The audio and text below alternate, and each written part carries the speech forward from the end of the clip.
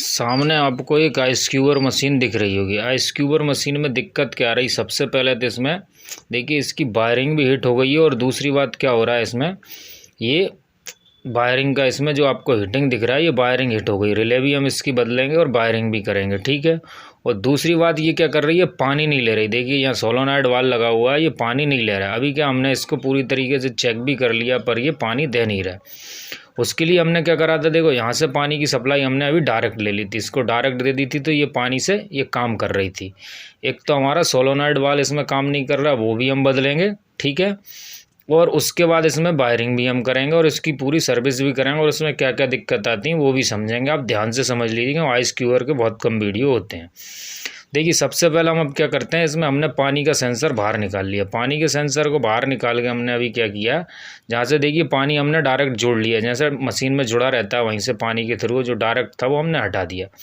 अब जो सोलोनॉइड को हम चेक कर रहे हैं तो यहाँ पानी आना चाहिए। देखिए अभी क्या यहाँ पे पावर सप्लाई टेस्टर की आ रही है, पूरी आ रही है और बिल्कुल आ रही है। अभी हमारा सोलोनॉइड वाल्व पानी नहीं दे रहा है, इसका मतलब क्या हुआ, सप्लाई आने पर भी हमारा सोलोनॉइड वाल्व पानी नहीं दे रहा है, तो हमारा वाल्व ख़राब है।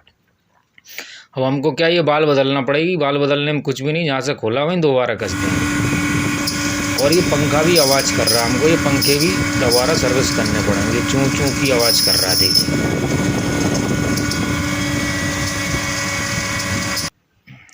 अभी क्या देखो, अब हम इसको सामने से खोल के पूरा, अब इसको पूरा हमको सबसे पहले हमको ये सोलोनॉइड हमने बदल लिया। अब सोलोनॉइड बदलने के बाद हम आपको इसमें चालू करके दिखाते हैं। देखिए सप्लाई से पानी अभी आने लगा, इसमें कुछ भी नहीं था। सोलोनॉइड जैसा कसा था हमने वैसे ही दोबारा कस दिया, और खोल के सिर्फ बदलना भर होता है। देख अब ये पानी के सेंसर हम नीचे डाल देंगे इसमें, जैसे ये सेंसर डूब रहे हैं तो ये हमारा पानी बंद हो रहा है।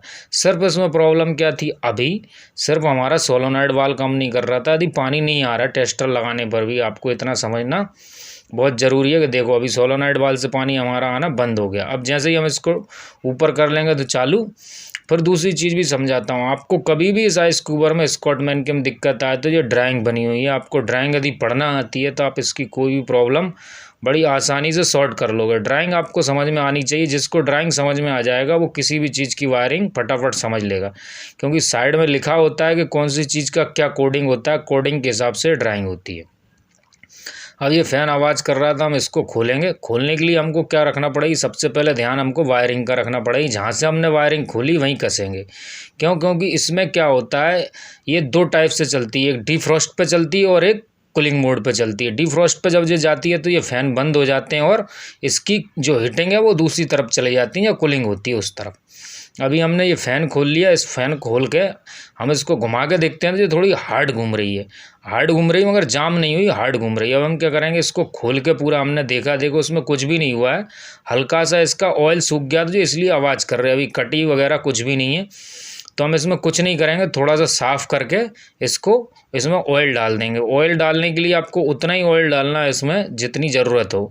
यदि ज़रूरत से ज़्यादा आप ऑयल डाल दोगे तो क्या होगा, वो ऑयल गिर के रोटर पे धूल मिट्टी लग के वो सीज हो जाएगा, यानी फिर से मोटर हमारी ख़राब होगी।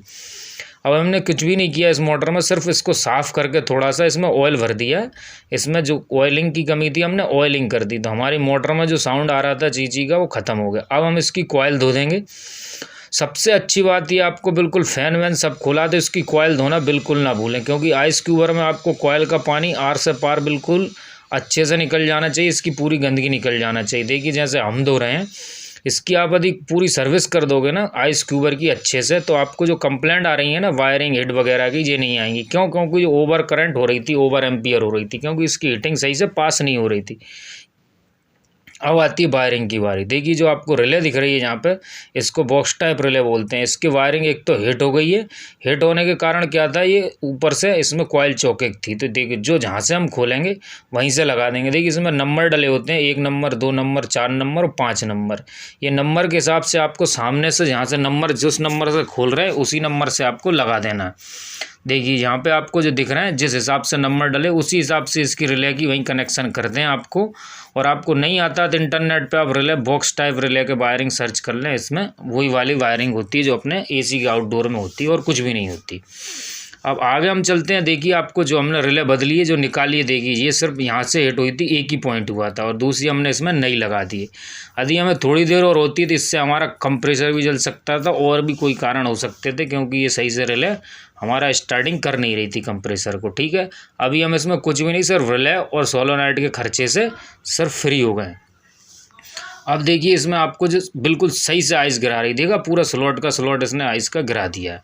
अब हमें इसमें कोई भी दिक्कत नहीं, सिर्फ पानी की दिक्कत थी। आप ध्यान से देखिए, जो पानी यहाँ पे गिर रहा है, जो पानी गिर रहा है, जैसे ये सेंसर तक आएगा तो ये पानी ऑटोमेटिकली ऑफ हो जाएगा। देखिए अब थोड़ा सा ये पानी आपको गिरता हुआ दिख रहा है, जैसे ये सेंसर डूबेंगे जो ऑटोमेटिक बंद हो जाएगा।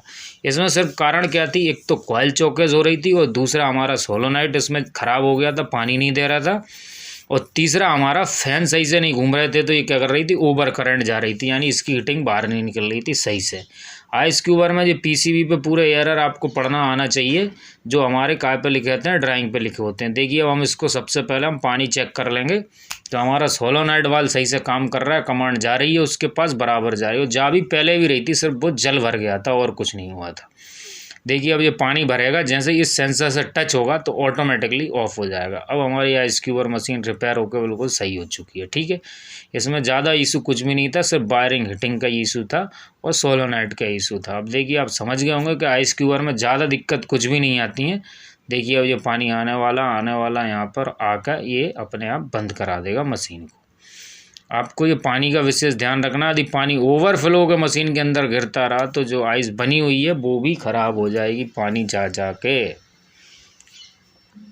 अब देखिए धीरे धीरे हमारी टंकी भर रही है। ये थोड़ा ध्यान से देखने वाला विषय है, क्योंकि यही सबसे बड़ा हमको दिक्कत कर रहा था सबसे पहले।